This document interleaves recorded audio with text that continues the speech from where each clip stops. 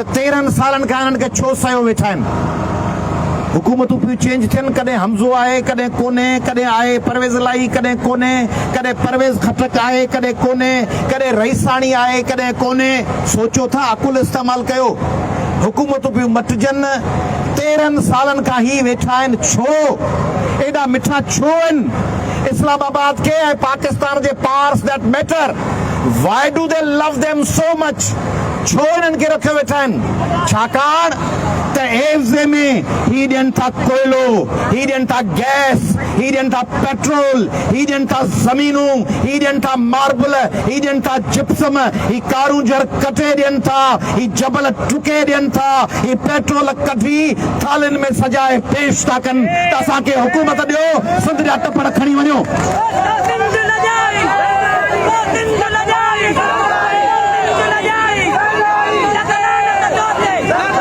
उन मंसूबे में रुगो हिते जा हुकुमरान न आहिनि, उन्हनि जी पुठ भराई आहे मथां खां, उन्हनि जी पुठ भराई आहे आलमी ताक़तुनि खां। ओचितो बिलाल काका मारिजो वञे, लेडी हेल्थ वर्कर्स जूं नर्सुनि खे मोचड़ हणनि पिया, ॿारनि खे कुटीनि पिया। ऐं अलकरम ऐं सोराब ॻोठ ते जॾहिं सिंधी माण्हुनि जे न्याणियुनि सां बदतमीज़ी थिए ओॾी महिल ई ॻाल्हियूं वेठा कनि। ओॾी महिल ताक़त जो इज़हार छो कोन थो थिए इंतिज़ामिया जो? छाकाणि त तय आहे त सिंधियुनि खे ॿुधायो त तव्हीं कराची ईंदव त तव्हां, हुन चयो हिकिड़े हमरा त टोपी लाहे अचो, हुन चयो त टॉल प्लाज़ा त टोपी लाहियो। ही उन्हनि टारगेट किलरनि ऐं दहशतगर्दनि खे रोज़ हुकूमत में शामिल थियण जी आछ कंदा आहिनि। रोज़ उन्हनि खे चवंदा आहिनि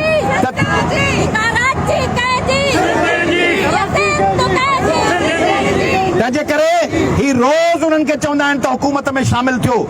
ही तव्हां सां गॾु न आहिनि, ही अफ़गानियुनि सां आहिनि, ही बंगालियुनि सां आहिनि, ही बर्मियुनि सां आहिनि, ही बिहारियुनि सां आहिनि, ही सिंध में हमले आवर हर माण्हूअ सां आहिनि।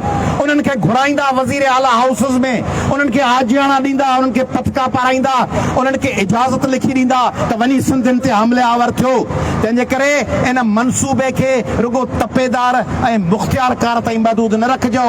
ही फेस सेविंग आहे, ही कॉस्मेटिक सर्जरी आहे।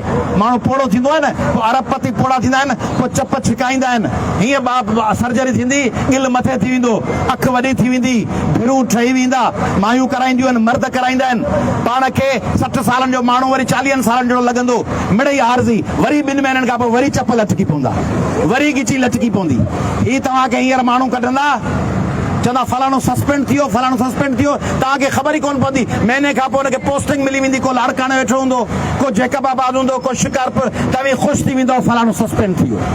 मुतालबो सस्पेंशन जो न आहे, मुतालबो आहे हिननि ॻोठाणनि खे इन ज़मीन जा मालिकाना हक़ वज़ीर आला सिंध पाण अची ॾे।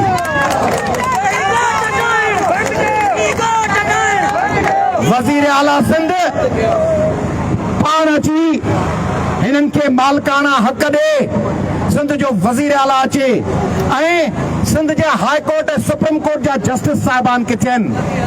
My lords, we have been looking forward to you. People of Sindh have been expecting that you will play a vital, important and constitutional role. Tami kithe ho? Tami, why don't you come forward? Why did you call record? Why did you ask the concerned authorities that why you have been doing this? Why don't you are there to protect the constitutional rights under Article 4, 19 and 14 of the Constitution of Pakistan? Tami kithe ho? Chief justice sahib, sessions जज किथे आहे? हिते जी इंतजामिया जे खिलाफ sessions जज, high court ऐं supreme court किथे आहिनि?